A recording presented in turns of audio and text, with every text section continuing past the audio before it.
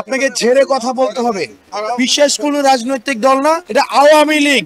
আপনাকে বলতে হবে এটা আওয়ামী লীগের ভারতে বসে এটা ষড়যন্ত্র। আপনাকে স্বীকার করতে হবে এই দেশে হিন্দুত্ববাদী রয়েছে।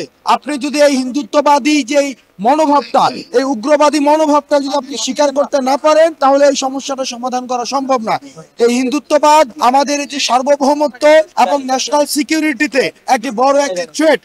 আমরা বারবার এই হাসিনা পালিয়ে যাওয়ার পরে আমরা দেখেছি যে ষড়যন্ত্র অব্যাহত আছে এবং ভারতে বসে উনি দেশের স্থিতিশীলতা নষ্ট করার জন্য পায়তারা করে যাচ্ছে।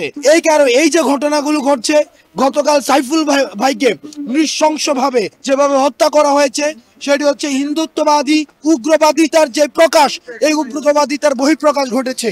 সেজন্য সাইফুল ভাইকে যারা যে এইভাবে হত্যা করেছে তাদের বিচার করতে হবে। ইসকনকে এই উগ্রবাদিতা ছড়ানোর জন্য নিষিদ্ধ করতে হবে। স্পষ্টভাবে বলতে হবে, আমাদেরকে স্পষ্টভাবে বলতে হবে এই দেশে ভারতীয় হিন্দুত্ববাদিতা রয়েছে, হিন্দুত্ববাদিতার আগ্রাসন রয়েছে।